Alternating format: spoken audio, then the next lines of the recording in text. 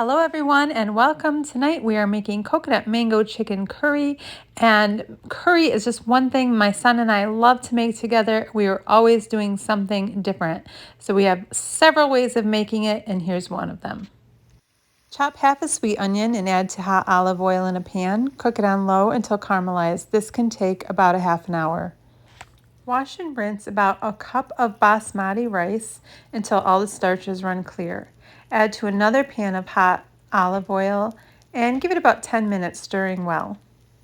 Now add about a cup and a half to 2 cups of chicken broth, enough to cover the rice well, and you're going to start simmering this on low, stirring it all together and letting it cook until all of the liquid is absorbed.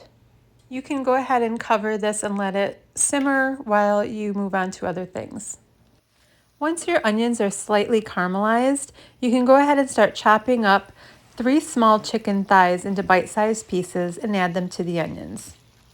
Let the chicken begin cooking on a low to medium heat. Next, you're going to make a slurry of ginger and garlic. So add 2 large cloves of garlic and a chunk of fresh ginger, and add to this a small amount of chicken broth or stock. Add this to a small blender or a single serve cup made for your blender. Go ahead and whiz this up into a slight liquid.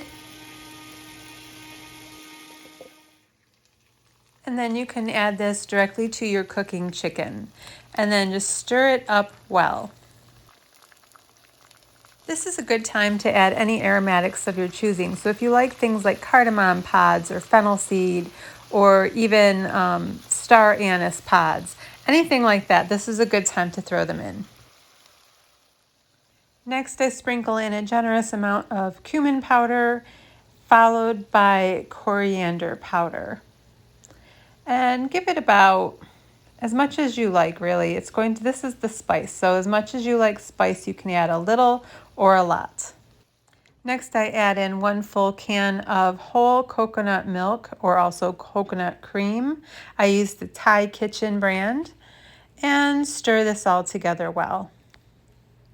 Go ahead and let this simmer for about 5 minutes.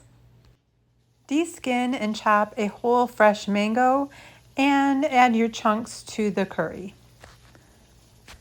You can also use a mango puree, or you can add the mango to that garlic and ginger slurry that we made earlier and add it then, if you like it to be all liquid.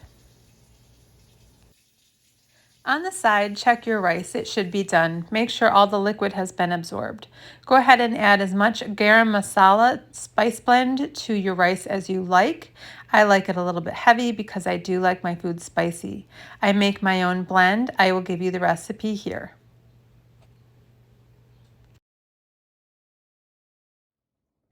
This rice always comes out beautiful for me, nice and fluffy. It's never sticky or gooey.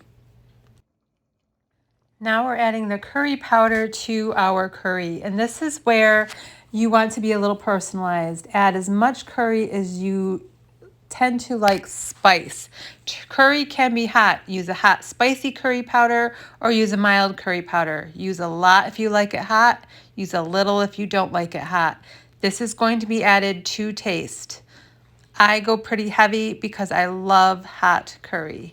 Add some chopped spinach and cook well until done, and give it about 5 minutes now to reduce and thicken, and your curry sauce is finished. I hope you enjoy this curry as much as we do. I love making curry because you can always do something to make it different.